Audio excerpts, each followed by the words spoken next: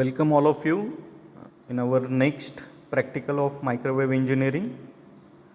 So dear students, today we are performing experiment on the next component, which is very much important component in your microwave communication, and the name of that component it is magic T, right? So this component it is also known as EH plane T, or it is also called as a hybrid T. So all the names uh, are used for this particular component. So you can call it as a magic T or a hybrid T or EH plane T. Every name it is acceptable. Now basically why it is called as a hybrid T? Because this particular component it is combination of two different T's. So a hybrid structure it is manufactured here. So in our previous experiment we discussed about the coupling between E plane T. We also discussed about the coupling between H plane T. So E plane T, H plane T practicals we already performed. Now the magic T is nothing but combination of E plane T and H plane T. So here this particular hybrid structure is the combination of E plane T and H plane T. So here you are observing a block of magic T. So dear students, let us have a look over the connections. So it is H plane T you are observing here. So H arm is placed in horizontal or H plane. So these two are the side arms. Now this is nothing but your E plane T. So E arm is placed in E plane. So if we combine these two T's, that is H plane T and your E plane T, whatever the structure formed, it is nothing but your magic T. So it is that structure. So just H arm as well as E arm, H arm as well as E arm, both are connected to that particular waveguide. So it is the combination of E plane T as well as H plane T. So it is also known as EH plane T or a hybrid T. Now the question arises in front of us, why the name magic is given to this particular block? Why it is called as a magic? What is the magic? So dear student, in our previous experiment we discussed that for H plane T, if we give input to the H arm, then whatever the output we have observed at port number 1 and port number 2, it is equal in magnitude and equal in phase. But for E plane arm, if we give input to the E arm, then whatever the output we are getting at port number 1 and port number 2, it is equal in magnitude but opposite in phase, right? Now here you are observing in H plane T, one E arm is also connected, or if we take the case of E plane T, H arm is also connected. So it is a 4-port component. So here you are observing port 1 and port 2. These are similar to your E plane and H plane. But both E arm and H arm is available in this particular magic T. Now our basic question is that what is magic?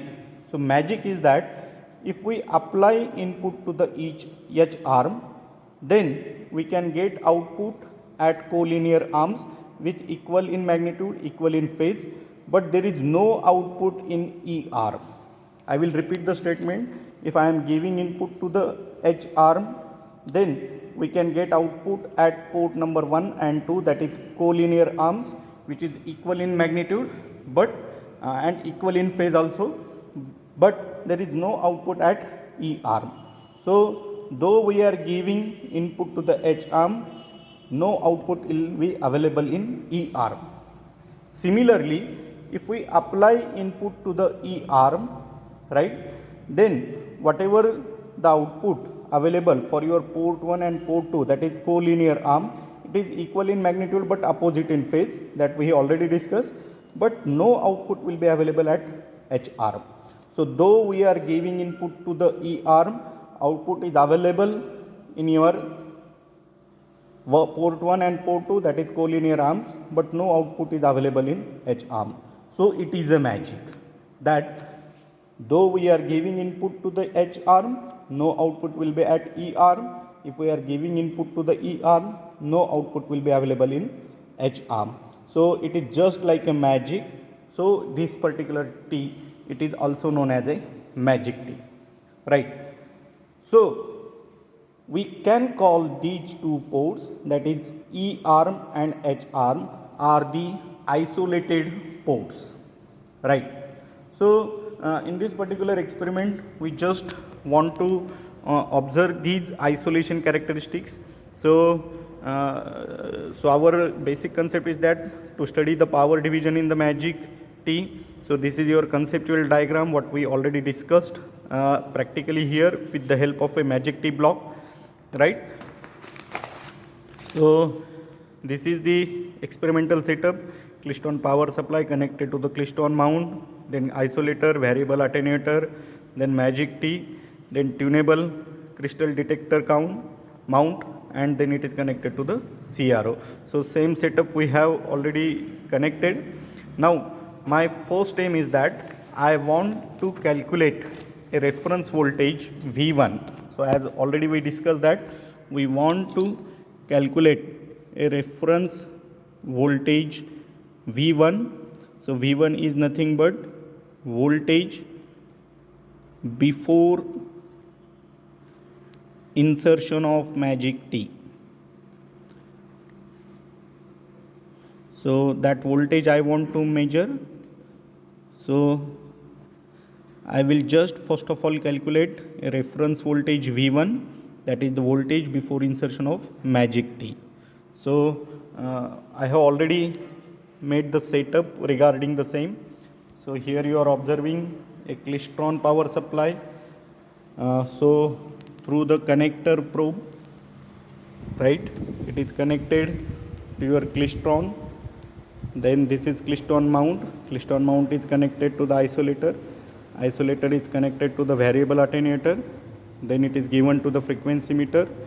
Then it is given to the detector mount, and detector mount itself gets connected to the your CRO. So this is the basic practical setup for calculation of reference voltage. So Klystron connected to Klystron power supply connected to Klystron. Then there is isolator, then variable attenuator, then frequency meter, then detector mount, and finally through the BNC connector, detector mount is connected to the CRO. Right. You are also observing a cooling fan just behind your Klystron, so as to cool your Klystron and reduce the excessive heat generated by your Klystron. Right. Now let us start the procedure for calculation of your reference voltage. So at initial conditions, your meter select knob should be at voltage position, beam voltage position. Whatever the modulation I have selected, it is AM. Then beam current knob, it should be fully anti-clockwise. Repeller voltage knob, fully clockwise. Then whatever the frequency and amplitude knob at the center position, right? Then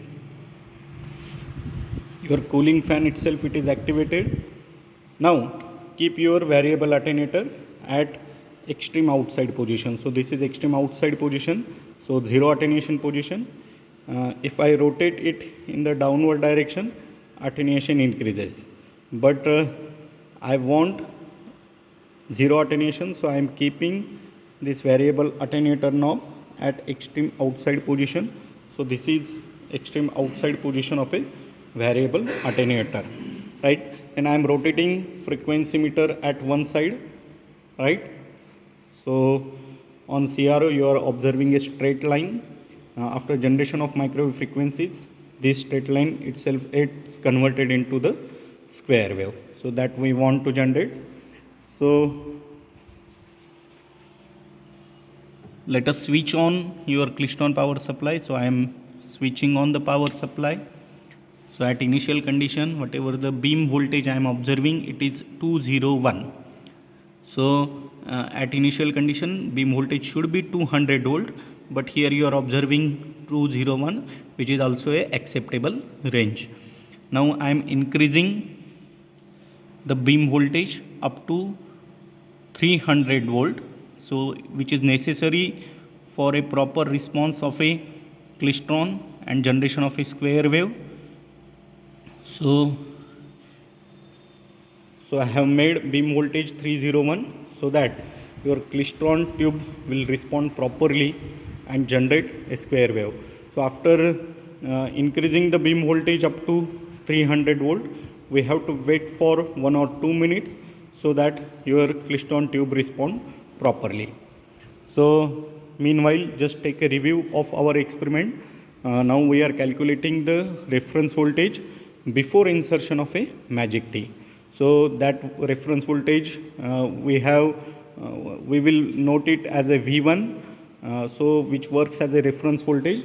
Now after that I am just connecting this magic T. So either I am connecting H arm to the input and measure the output at E arm, and if I will connect your E arm to the input, then I will measure the output at H arm.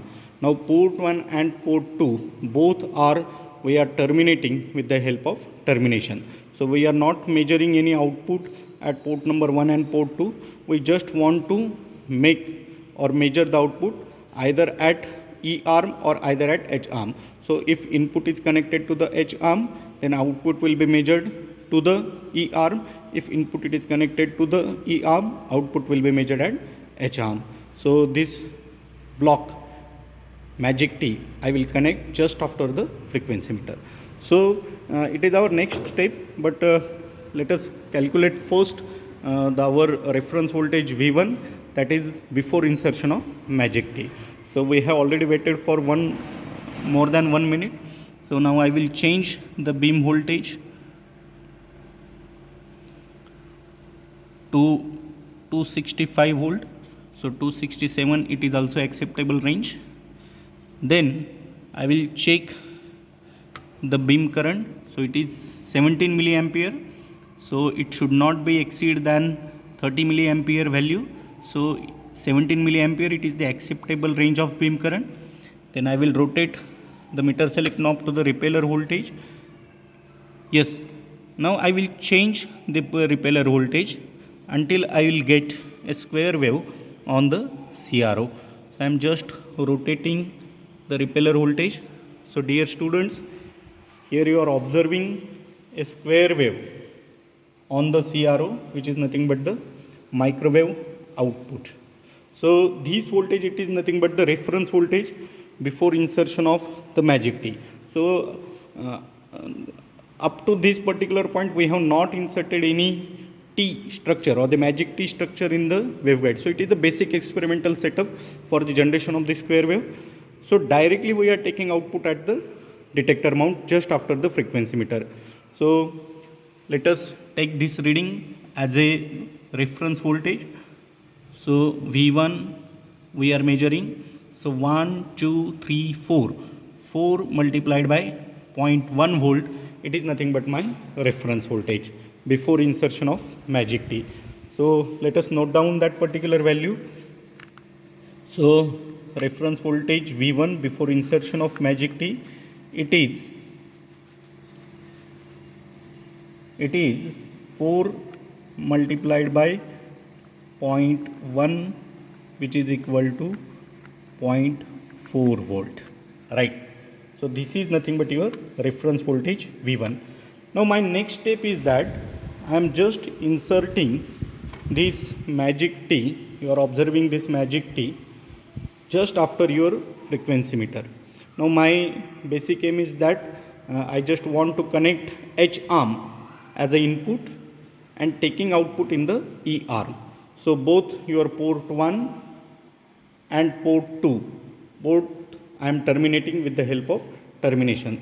So if you are observing here, so this is your termination 1, this is your termination 2. So these two ports I am going to terminate, and I am taking output at E arm and giving input to the H arm. So After that, I will get the output at E arm. So wait for 1 minute. I will just disconnect this detector mount and connect your Magic T in your test bench setup. So wait for a 1 minute. Yes, so dear students, here you are observing that I have just inserted a Magic T in your test bench setup. So this is your basic test bench setup. In our previous procedure, we have directly connected detector mount here and observed the output. But now I have inserted a Magic T. Now I have given input to your H arm and I am taking output at the E arm. Now both your collinear arms, that is port 1 and port 2, are terminated with the help of terminations. So port 1 and port 2 are nothing but the collinear arms. I have terminated it and I am giving input to the H arm and taking output at the E arm. So here if you observe that output we are taking in the E arm. So it is your Magic T. Now I have connected the output through the connecting wire on CRO. So dear students, here you are observing a minimum output, right? So it should be 0, but due to some technical specification, change in technical specification, we are getting some output, but it is very minimum. So if we observe that it is approximately equal to 0.2 multiplied by 0.1, which is nothing but 0.02 volt we are observing. So we are taking this voltage as a reference voltage, right?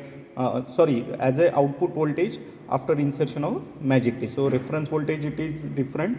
So now we are taking the output as a after insertion of your Magic T, and we are taking output at the E arm. So whatever the output voltage I am getting here, it is 0.2, right? So 0.2 multiplied by 0.1, which is nothing but 0.02. So I will just note down this reading. So output voltage at V2. So input it is given to the H arm, output we are measuring at E arm, and both port 1 and port 2 are terminated. So whatever the output voltage I am getting, it is 0.2. So previously it was 4. Now 0.2 multiplied by number of divisions 0.1. So the output voltage becomes 0.02 volt. So which is very much less than that of your input voltage, right? So if I want to calculate the isolation between E and H arm, so dear students, we know the value of V2, which is nothing but 0.02, which is very much less than input voltage, that is 0.4. So 0.02, we know the value of V1, that is reference voltage. We can easily calculate the isolation, so value in dB, with the help of formula 20 log of V2 by V1 in dB, right? So it is the first step. Now second step is that I will just change the input and output conditions. Now here I have given input to the H arm, I have taken output at the E arm. In the next procedure, what I am going to do, I will give input to the E arm and measure the output at H arm. So let us see what output we will get at the H arm if we give the input to the E arm. So wait for a 1 minute. I will just disconnect the setup and once again just reshuffle the E arm and H arm, and I will give the input to the E arm and we will measure the output at H arm. So wait for a 1 minute. Yes, so dear students, now here you are observing I have shuffled the connections of the Magic T. Now I have given input to the E arm and we are measuring output at the H arm. So input it is given to the E arm, measuring output at H arm. Both your port 1 and port 2 we have terminated. So dear students, here you are observing very less output. So when you give input to the E arm, approximately nothing it is available in your H arm. So here you are observing 0 value, so it is 0.1. Now if I will change and do some modifications in the output, so what we will observe, the output it is 2.2 multiplied by 10 millivolt, right? So 0.2 multiplied by 10 millivolt, it is very much negligible output. So though we are giving input to the E arm here, whatever the output we are getting in the H arm, it is very much negligible. So I will just note down the value. So here you are observing that input it is given to E arm, we have taken output at the H arm. I have done the same procedure for getting the square wave on the CRO. So here you are observing the output, so which is very much negligible. So input it is 0.4 volt, but whatever the output we are getting, it is very much less than that of your 0.4 volt. So 0.2 multiplied by 10 millivolt. So we will just note it down. So we are measuring output voltage V3 when input is given to the E arm and output it is given to the connected to the H arm. Both port 1 and port 2 are terminated. So it is nothing but your 0.2 multiplied by 10 millivolt. So right, so it is 0.2 multiplied by 10 means it is 2 millivolt.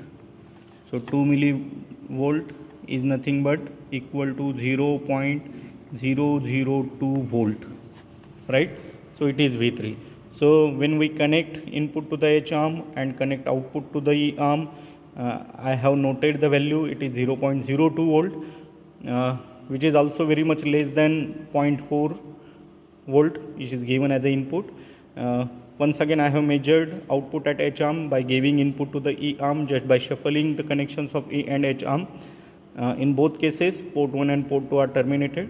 So at that time I have observed the output voltage as 0.002 volt. So the formula for isolation, so isolation between E and H arm, right, which is equal to 20 log of V3 by V1 in dB. So in previous case when input it is given to H arm, it is V2 by V1, since whatever the voltage we recorded it as a V2. But when input it is given to E arm, it is noted as a output voltage is noted as a V3. So the formula it is V3 by V1. So we know the value of V3, we know the value of V1, we can easily calculate the isolation value, how much isolation itself it provided between E and H arm. Similarly, if we know the value of V2, if we know the value of V1, we can calculate isolation between E and H arm when the input it is given to the H arm. Now dear students, the question comes in our mind is that how to calculate the coupling between your collinear arm and your side arm. So the procedure it is exactly similar that we have adopted in case of E plane T and H plane T. So just connect the input to either any one of the arm.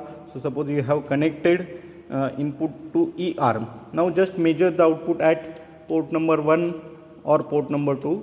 This will give us the coupling between your different collinear ports. So its procedure it is exactly similar to that of your whatever the procedure we have adopted for E plane T and H plane T. So in this particular experiment we are just want to check the magic of magic T, that if we are giving input to the E arm, no output will be observed at H arm, or if we are giving input to the H arm, no output should be observed on your E arm. So E arm and H arm both ports should be isolated. So here you are observing very minimum output, that is in your millivolts, if we take the output at E and H arms. So this is all about the concept of magic T. So we will stop here. So thank you very much.